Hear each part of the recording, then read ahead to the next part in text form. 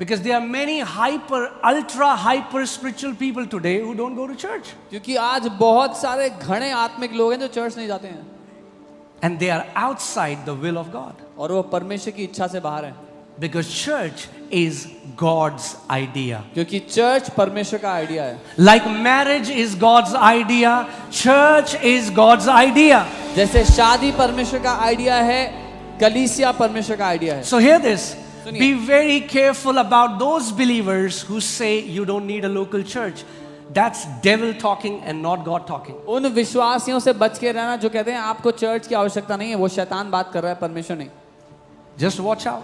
देखते रहो बस Wait for a few years. थोड़े साल रुको Their fruits will tell you. उनके फल आपको बताएंगे Okay? But those who are planted in the house of God, they will flourish in the courts of God. लेकिन वो जो परमेश्वर के आंगनों में बोए गए हैं उसके घर में वो फलेंगे फूलेंगे Amen? You want to flourish in life? Be planted in the house of the living God. आप जिंदगी में फलना फूलना चाहते हो जीवित परमेश्वर के घर में बोए जाओ Amen? आप बढ़ोतरी देखना चाहते हो बढ़ोतरी के बाद बढ़ोतरी के बाद बढ़ोतरी यहोवा के घर में रोपे जाओ आज का जो वचन है वो सबके लिए नहीं है सबके लिए है मगर सबके लिए भी नहीं है Today's word is for all but it's not for everyone.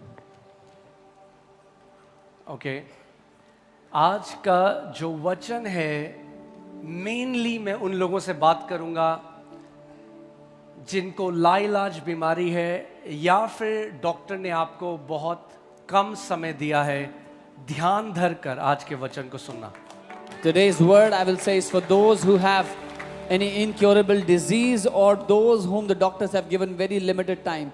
Hear today's word intently and carefully. Okay? Because I would be talking to you today. क्योंकि मैं आज आपसे ही बात करूंगा. If you're okay in your life, if you're casual, you're like, okay, it's Sunday, so I went to church. And it's okay, I give you permission to sleep. अगर आपकी जिंदगी सब ठीक है आपको फर्क नहीं पड़ता ठीक है संडे है चर्च आ गए तो मैं आपको कहता हूँ आप सो सकते हो सोना चाहो Isn't that crazy that most of us really get serious with life when we get a news that's not so nice to hear? क्या ये हैरानी की बात नहीं है कि हम लोग तब जिंदगी को गंभीरता से लेते हैं जब कोई ऐसी खबर आती है जो इतनी अच्छी नहीं है सुनने में Before that we don't have time, we are busy, there are 10,000 things to do.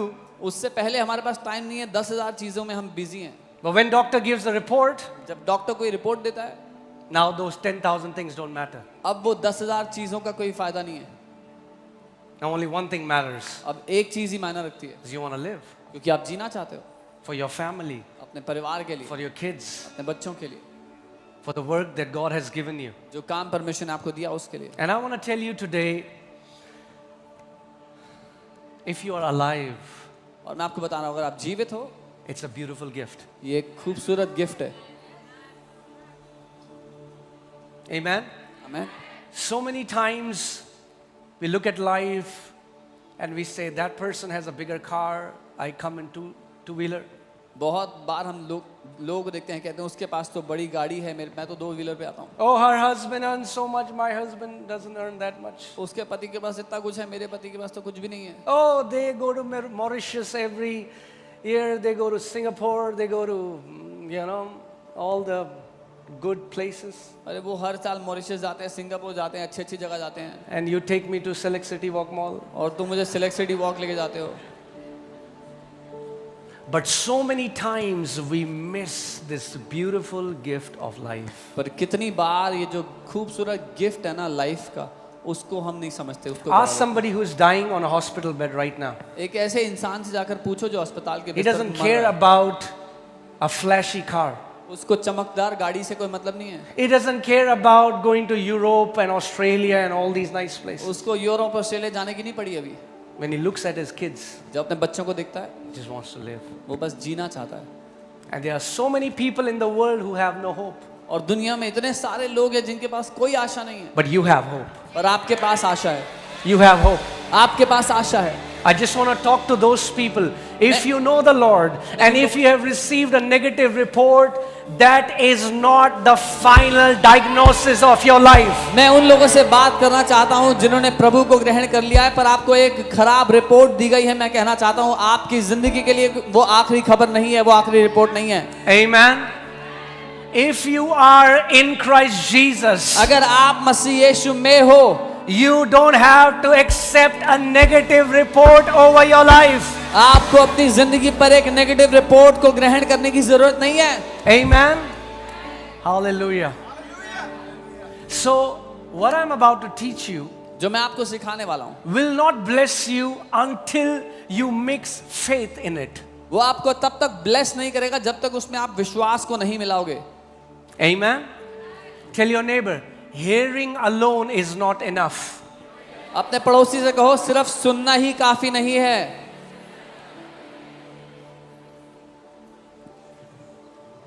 कई तो वो भी नहीं करते। Some don't even do that. And if you are hearing, if you are not hearing, forget about it. अगर आप सुन नहीं रहे हो तो भूल जाओ फिर तो। I was hearing a funny testimony. मैं एक मजाकिया गवाही सुन रहा था। A man of God was preaching, परमेश्वर के जन एक प्रचार कर रहे थे and right in the middle of the auditorium, a guy was sleeping. और ऑडिटोरियम के बीच में एक व्यक्ति सो रहे थे। And while he's preaching, जब वो प्रचार कर the रहे Lord told him, go to him and slap him. थे, प्रभु ने उनसे कहा जाओ उसको थप्पड़ मारो। You say, Jesus ऐसा नहीं बोलेंगे. आप कहेंगे Jesus will not say like that. Some people need a tight slap to get out of their sleep. कुछ लोगों को थप्पड़ की जरूरत है अपनी नींद से बाहर आने के लिए जिंदगी में। Did it hurt you? बुरा लगा क्या? So he went, वो this गए। guy sleeping, ये आदमी सो and he रहा gave him a bam, और उन्होंने उनको एक थप्पड़ लगा दिया and he got up, और वो उठ गया। and he said, उसने कहा Lord told me you have come from a different city, you have cancer and you are dying, and you have come here to receive your healing. उन्होंने कहा प्रभु ने मुझसे कहा है तुम एक अलग शहर से हो और तुम कैंसर में मरने की दशा में यहाँ चंगाई लेने आए हो। He said, yes. उन्होंने कहा हाँ। He said, but if you will not hear the word, you will not get healed. तो उन्होंने कहा लेकिन अगर तुम वचन ही नहीं सुनोगे तो चंगे भी नहीं होगे। And that man went home healed. और वो आदमी चंगाई पाकर घर गया। Some people are so comfortable in their tradition of going to church, they need a bam to get out of their sleep. कितने लोग अपने इस रीति रिवाज में आदत के अनुसार संडे को चर्च जाने में खुश हैं, उनको हिलाया जाना जरूरी है उससे बाहर निकालने के लिए। Amen. Hallelujah.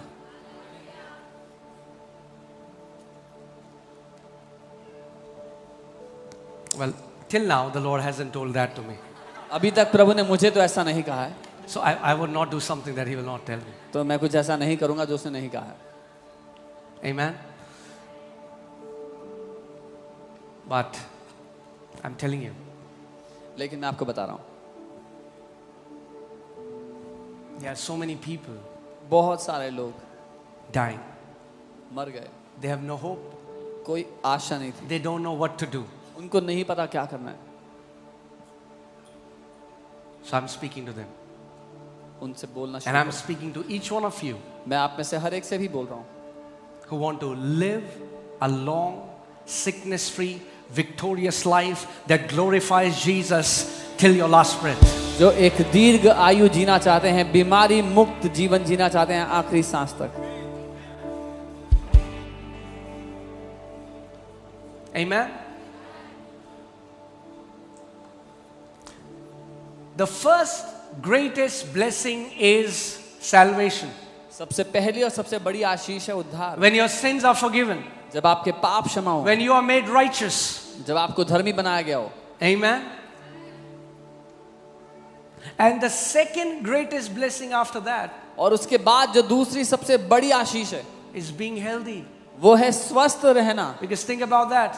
सोच के If देखो, you are not healthy, अगर आप स्वस्थ नहीं and you sit inside a Rolls Royce, you'll be miserable. और एक रॉयल्स रॉयस के अंदर बैठे हुए तो दयनीय हालत में होगे। Blessings would mean nothing if you're not healthy. उन आशीषों का कोई मतलब नहीं है अगर आप स्वस्थ नहीं हो तो। Amen. And praise God. प्रभु को धन्यवाद In हो the atonement, कि उस बलिदान in में, this beautiful new covenant, इस नई खूबसूरत वाचा में we are not just promised, we have not just received the forgiveness of sins, but also we have received healing for our bodies.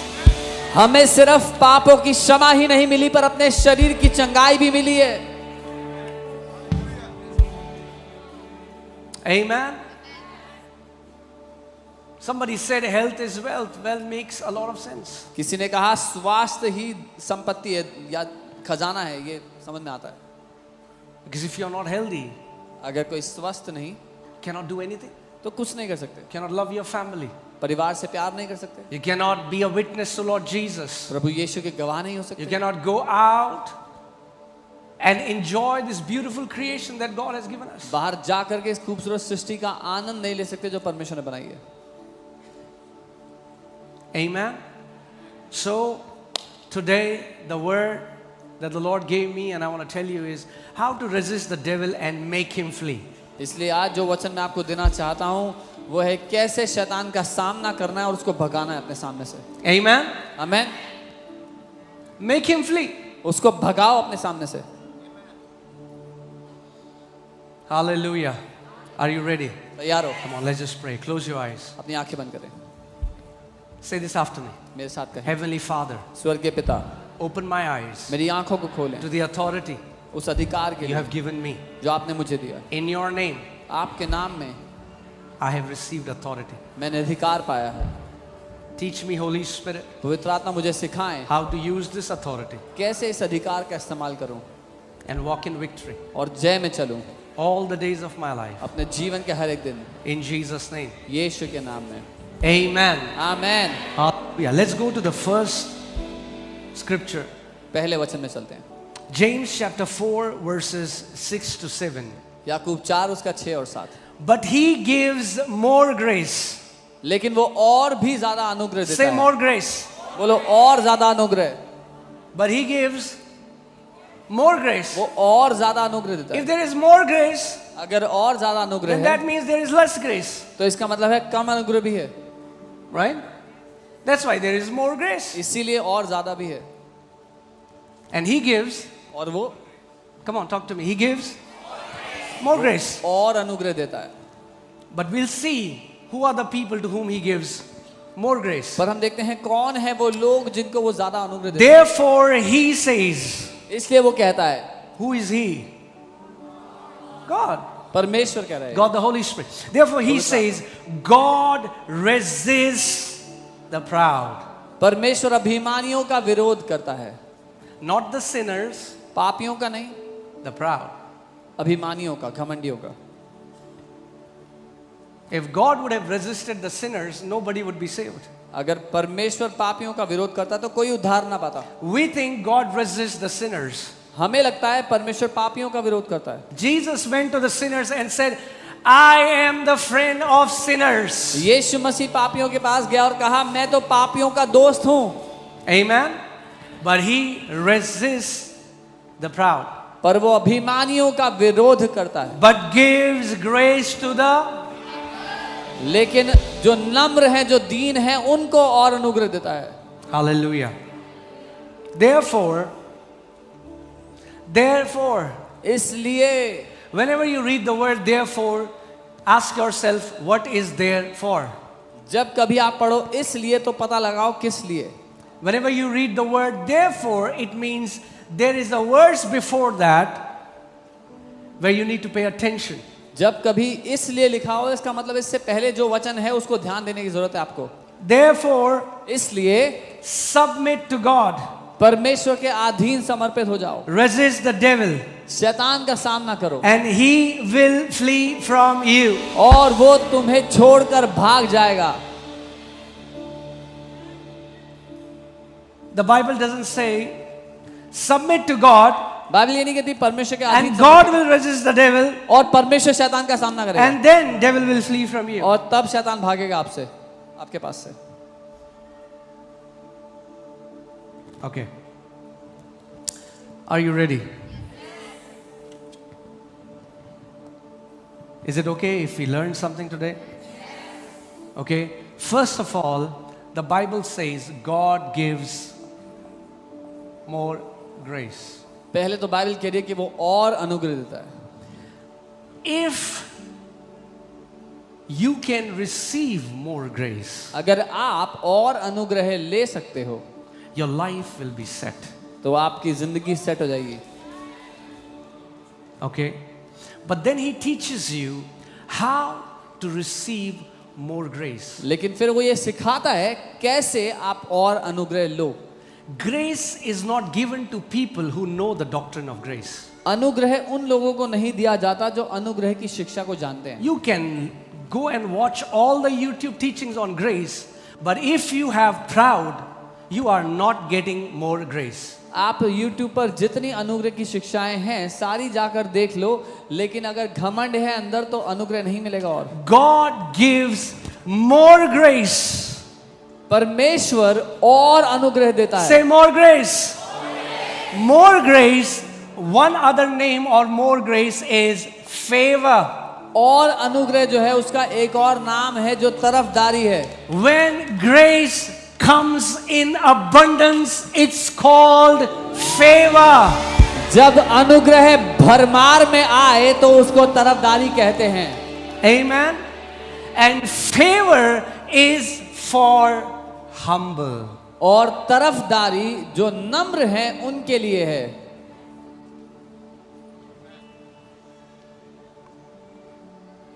Okay?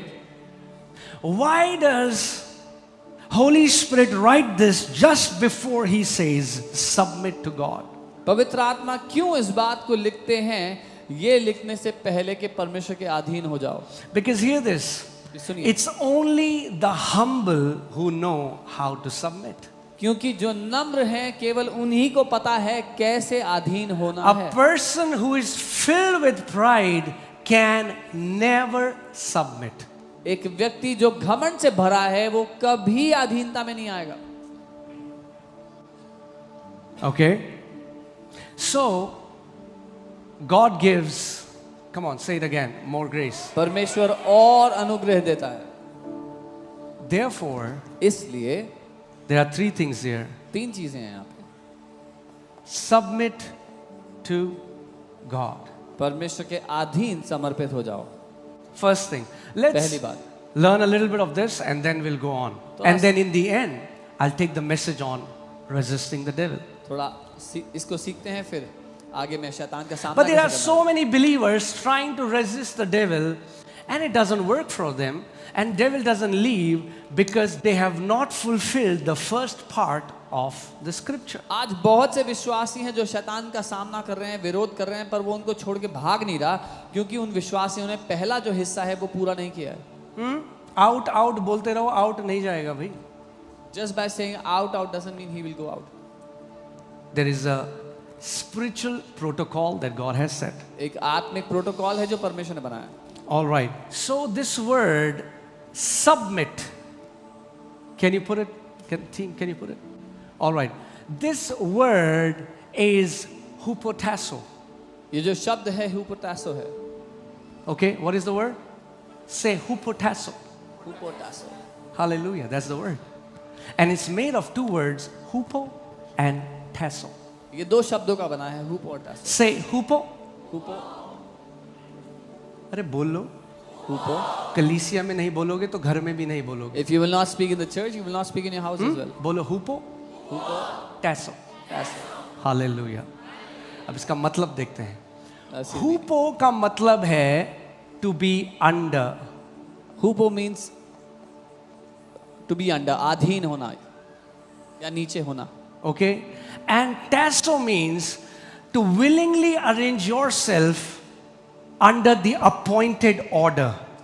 और टैसो का अर्थ है जो नियुक्त ऑर्डर है, अपनी इच्छा से उसके नीचे आ जाना। This word hupotasso in Greek language is a military word. ये जो हुपोटैसो शब्द है ये एक सेना का शब्द है यूनानी भाषा में। The problem with majority of church members is they have not learned how to submit. कलीसिया के जो सदस्य हैं, बहुत सारे लोग ऐसे हैं जिनकी समस्या यह है कि उन्होंने अभी तक अधीन होना नहीं सीखा है। And that's why और इसलिए they resist the flow of abundance of grace. वो अनुग्रह की जो भरमार है उसको रोक देते हैं, उसके बहाव को अपने जीवन में। Okay? So there is an order, there is an appointed order that God has set. तो परमेश्वर ने एक क्रम ठहराया है, एक ऑर्डर ठहराया है, And you come under that order, और आप उस ऑर्डर के अधीन आते हो, or if I can say in military language, you stand in your own rank. That's hupotasso. या अगर आर्मी की भाषा में कहूं तो आप अपने रैंक के हिसाब से अपने सही स्थान पे खड़े हो जाते हो, ये हुपोटैसो है। Okay? Clear? हल्के हल्के मैं आपको आगे ले जाऊंगा। मैं चाहता हूं आप ध्यान धर कर इसको सुनो। I want you to hear this closely. Submission to God is multi-dimensional. परमेश्वर के अधीन समर्पित होना, इसके कई आयाम हैं। First, you submit to God. पहले आप परमेश्वर को अधीन होते हो। How do you submit to God? कैसे परमेश्वर के अधीन होते हो? By obeying the protocol that He has set. जो व्यवस्था, जो नियम उसने ठहराए हैं, जो प्रोटोकॉल उसने बनाया, He has उनके set a द्वारा protocol. उसने क्रम ठहराए हैं। No one can come to me except through my Son. कोई भी मेरे पास नहीं आ सकता मेरे पुत्र के अलावा। Now there are many people, they say, oh God, God, God, God, God, God, God, God. But बहुत- they deny the Son. Do they submit to God? No, they do not. बहुत से लोग परमेश्वर को परमेश्वर कह के उसकी आराधना करते हैं, लेकिन पुत्र को नहीं मानते। क्या वो उसके अधीन समर्पित है? नहीं। Do they think they are under God? Yes. क्या वो Are they submitting to God? No. क्या वो लोग ऐसा सोचते हैं कि वो परमेश्वर के अधीन समर्पित है? हाँ, लेकिन क्या वो परमेश्वर को समर्पित है? नहीं, No. नहीं। Because to submit means to come under the appointed order that God has set. Submit करने का अर्थ होगा उस ऑर्डर के अधीन आना जो परमेश्वर ने बनाया है। अरे तुम तो पुत्र को मानते हो, हम तो डायरेक्ट पिता के पास जाते हैं। Not gonna happen. Oh, you believe in the Son, we directly go to the Father. नहीं होने वाला ऐसा, जो करना कर लो। नहीं हो सकता भैया। This You are is not- deceived. This is not gonna happen. आप धोखे में You हो। don't submit to God.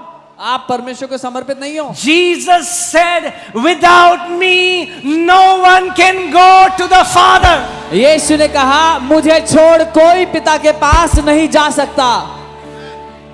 Amen? Is that clear? So first, you submit to the protocol that God has set. You submit through the Son, you go to the Father. तो पहले आप परमेश्वर के नियुक्त ऑर्डर, उस protocol के अधीन आते हो, तब आप परमेश्वर के अधीन हो रहे हो। Amen?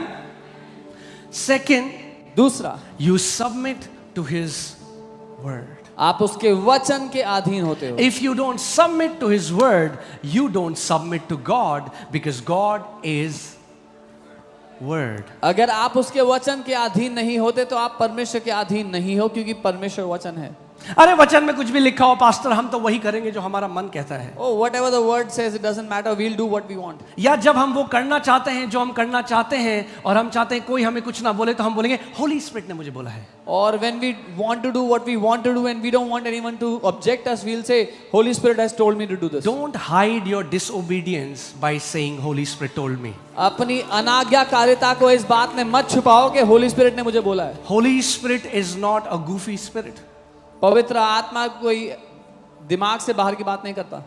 He will always agree to the written word of God. वो हमेशा लिखित वचन के अनुसार बात करता है। Okay, I want to do less teaching today and more practical. Okay, but quickly ये हमें सीखना जरूरी है. All right? Now, you submit to God when you submit to His word. आप परमेश्वर के अधीन तब होते हो जब उसके वचन के अधीन होते हो। There are so many born again believers who became sons and daughters but are rebellious in the kingdom. बहुत सारे बेटे और बेटियां हैं राज्य में जो नया जन्म तो पा गए लेकिन अभी भी परमेश्वर के विरोधी They're हैं। rebellious because they want to live according to what they feel is right and not according to the written word. वो विरोधी इसीलिए हैं क्योंकि वो जो उनको सही लगता है उसके अनुसार जीना चाहते हैं, जो वचन कहता है उसके अनुसार नहीं जीना चाहते। Okay? Second is, first is you submit to God, पहला है आप परमेश्वर के अधीन समर्पित हो, and second is you submit to God ordained order. दूसरा है परमेश्वर के बनाए हुए ऑर्डर के अधीन आप आते हो। That means you submit to a local church. इसका मतलब एक लोकल कलीसिया के अधीन आप समर्पित होते Jesus said, I will build my church. So church is not a man's idea. Church is not a religious institution. Church is the body of Lord Jesus Christ of Nazareth. हो। प्रभु यीशु मसीह ने कहा मैं अपनी कलीसिया को बनाऊंगा, तो कलीसिया किसी इंसान का आइडिया नहीं है, धार्मिक आइडिया नहीं है, ये परमेश्वर की स्थापित की हुई एक देह है मसीह की। Amen? And I'm not teaching you this so that I'm saying come to this church. You don't like this church, go to any church. But submit to a local church. मैं ये इसलिए नहीं कह रहा हूँ कि इस चर्च में आओ, मैं कह रहा हूँ जिस भी चर्च में जाओ वहां पर सबमिट करो एक लोकल चर्च में। Amen? Because there are many ultra hyper spiritual people today who don't go to church. क्योंकि आज बहुत सारे घने आत्मिक लोग हैं जो चर्च नहीं जाते हैं And they are outside the will of God. और वो परमेश्वर की इच्छा से बाहर हैं। Because church is God's idea. क्योंकि चर्च परमेश्वर का आइडिया है। Like marriage is God's idea, church is God's idea. जैसे शादी परमेश्वर का आइडिया है, कलीसिया परमेश्वर का आइडिया है। So hear this. सुनिए। Be very careful about those believers who say you don't need a local church.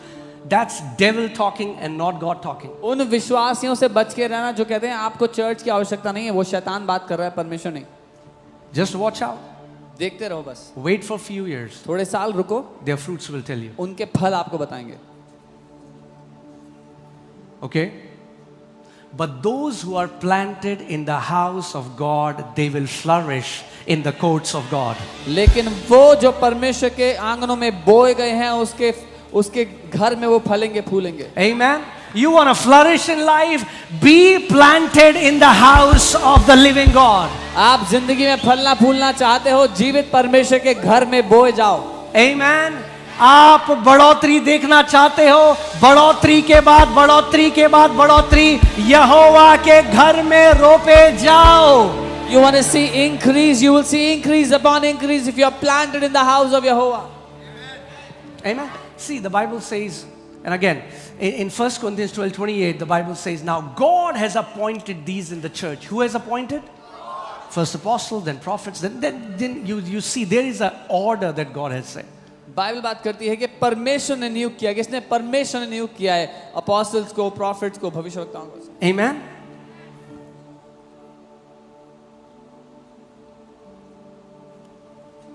Can you imagine in the army, a soldier can say, I will only take order from the general, but not from my captain? It will be a direct rebellion to their commanding officer. आप कल्पना करें अगर सेना में एक सैनिक कहे कि मैं सिर्फ आर्मी के जनरल से ऑर्डर लूंगा, मैं जो मेरा कमांडिंग ऑफिसर उसकी नहीं सुनूंगा, ये सीधा विद्रोह होगा। Have you met believers who say, I only submit to Jesus, brother? आप मिले हो ऐसे विश्वासी जो कहते हैं मैं केवल यीशु को समर्पित हूं भाई।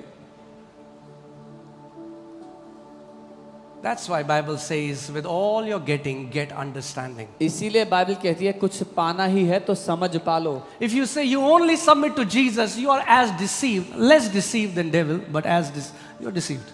अगर आप कहते हो कि मैं केवल यीशु मसीह को समर्पित हूं तो आप धोखे में हो, शैतान जितने धोखा नहीं खाए Because God has appointed these in the church. क्योंकि परमेश्वर ने इनको कलीसिया में नियुक्त किया।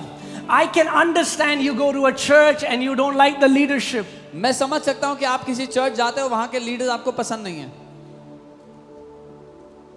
Church is not a spiritual prison. Church कोई आत्मिक जेल नहीं You है। are not a spiritual hostage. आप कोई आत्मिक कैदी नहीं हो। The door is open. दरवाजे खुले। Go. जाए। Find a church where you can submit. एक ऐसी कलीसिया ढूंढे जहां पर आप अधीन हो सकें, But submit. लेकिन अधीन हो। But don't say, I don't need a church. पर ये मत कहें कि मुझे चर्च नहीं चाहिए, Because you are direct rebelling the ordinances that God has set. क्योंकि ऐसा करके आप सीधा उन नियमों का उल्लंघन करते हो, उनका विद्रोह करते हो जो परमेश्वर ने ठहराए हैं। Amen? Is that